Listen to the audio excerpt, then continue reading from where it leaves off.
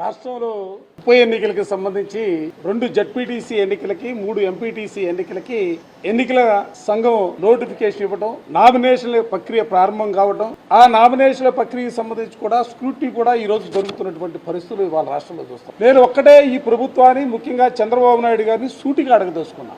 మీరు 4వసారి ముఖ్యమంత్రిగా ఈ రాష్ట్రాన్ని పరిపాలన చేస్తున్నటువంటి పరిస్థితులు ఉన్నాయి. ఈ పరిస్థితుల్లో మీరు మాట్లాడే ప్రతి మాట కూడా ప్రజాస్వామ్యం అసలు ఆయన జేబుల్లోనే ఉన్నట్టుగా, మహిళల పట్ల అపరిమితమైనటువంటి గౌరవం కలిగినటువంటి వ్యక్తులుగా మీరు పదే పదే మాట్లాడుతూ ఉన్నారు. నిన్న ఈ నియోజకవర్గంలో రామకుప్పం మండలం మణీంద్రం ఎంపీటీసీకి సంబంధించి ఉప ఎన్నికలు జరుగుతూ ఉన్నాయి.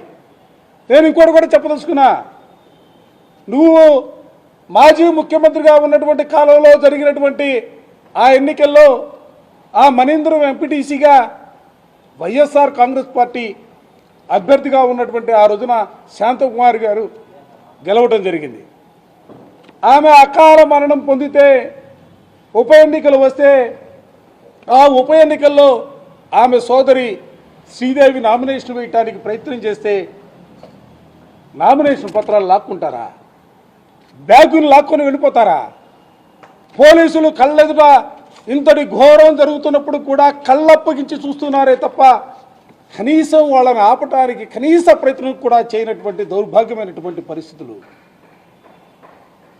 పోలీస్ స్టేషన్ వెళ్ళి కంప్లైంట్ ఇవ్వాలని ప్రయత్నం చేస్తే కంప్లైంట్ కూడా తీసుకోరు. అంటే ఎవరికి చెప్పుకోవాలా?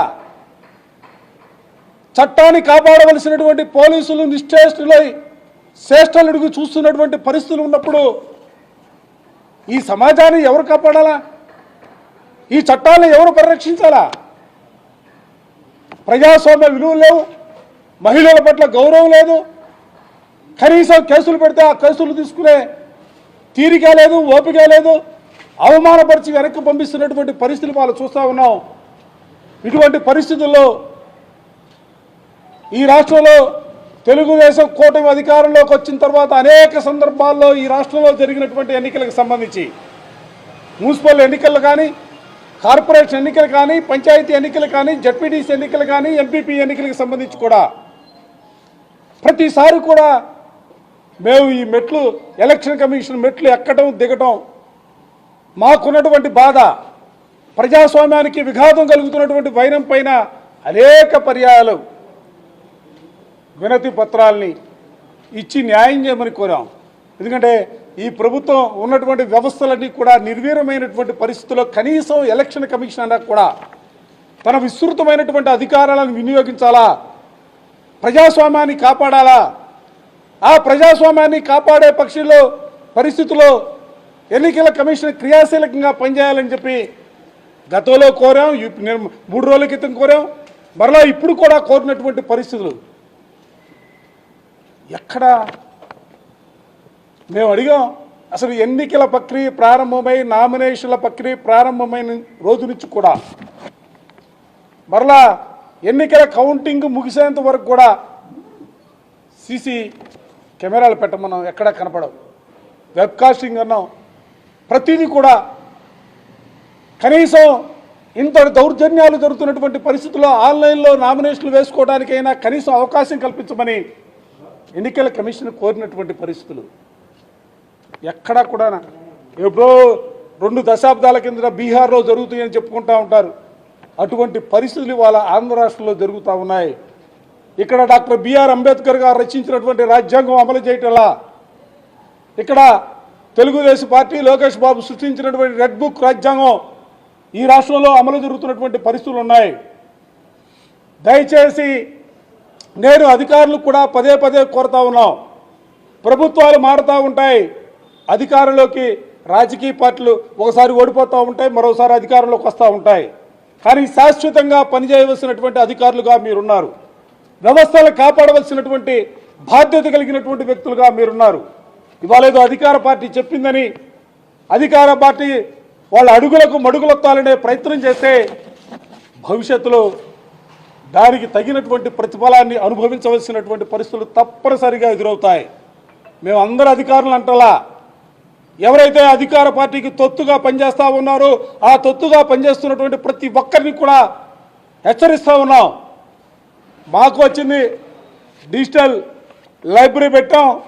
ఎక్కడెక్కడ ఈ రాష్ట్రంలో ఎక్కడెక్కడ ఏ అధికారులు ఏ విధంగా ప్రవర్తిస్తూ ఉన్నారో, ప్రజాస్వామ్య విలువలు దిగజారుస్తూ ఉన్నారు, చట్టాలని తొంగలో దొక్కుతూ ఉన్నారు, వారందరి పేర్లు కూడా డిజిటల్ డైరీలో ఉంటాయి. ఈ రాష్ట్రంలో వైఎస్ఆర్ కాంగ్రెస్ పార్టీ అధికారంలోకి వచ్చిన తర్వాత తప్పనిసరిగా చట్టం ముందు నిలబెట్టి చట్ట ప్రకారం న్యాయ సూత్రాలకు అనుగుణంగా అందరిపైన కూడా చర్యలు తీసుకునే కార్యక్రమం తప్పనిసరిగా ఉంటుంది. దయచేసి గమనించమని చెప్పిన ఈ సందర్భంగా కోరుతా ఉన్నా. ఈ రాష్ట్రంలో ఉన్నటువంటి ప్రభుత్వం సజావుగా ఎన్నికలు జరగడానికి ఎక్కడా కూడా సహకరించట్లేదనే విషయాన్ని ముందస్తుగా కూడా చెప్పాం. మేము మా అనుమానము, మాకున్నటువంటి ఆలోచన ఇదంతా కూడా నిజమైపోయింది.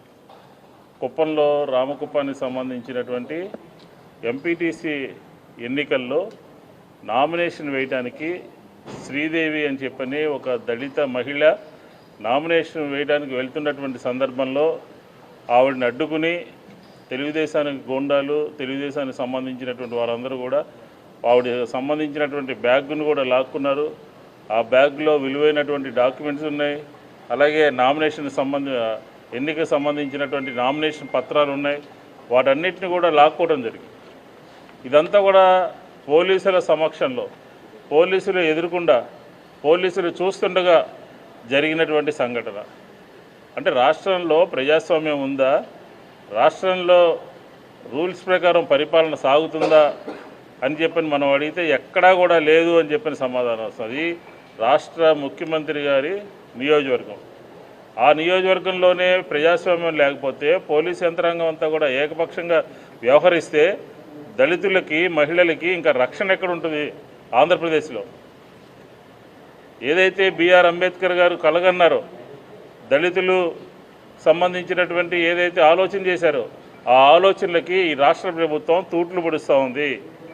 పోలీస్ యంత్రాంగం కళ్ళప్పగించి చూడటం అనేది చాలా పెద్ద తప్పు.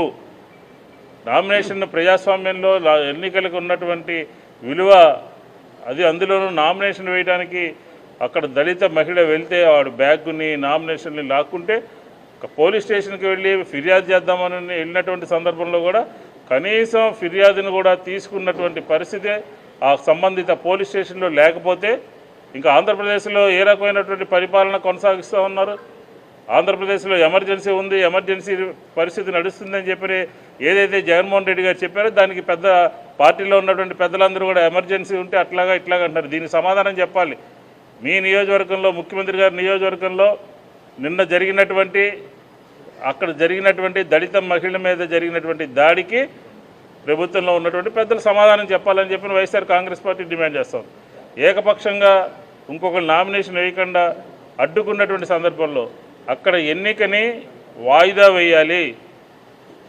అక్కడ నామినేషన్ వేయనివ్వలేదు కాబట్టి, దాడి చేశారు కాబట్టి, నామినేషన్ పత్రాలు లాక్కున్నారు కాబట్టి ఆ ఎన్నికకు సంబంధించినటువంటి ఎన్నికని వాయిదా వేయాలి అని చెప్పని వైఎస్ఆర్ కాంగ్రెస్ పార్టీ బృందం ఈరోజు ఎన్నికల కమిషన్ గారి దృష్టికి తీసుకుని వెళ్ళి ఈ విషయాలన్నింటినీ కూడా చెప్పాం. ఆవిడ కూడా సానుకూలంగా స్పందించారు. లేకపోతే వైఎస్ఆర్ కాంగ్రెస్ పార్టీ ఏ విధంగా దీని మీద న్యాయ పోరాటం చేయాలో ఆలోచన చేస్తుందని చెప్పని కూడా ఈ సందర్భంగా చెప్తాం.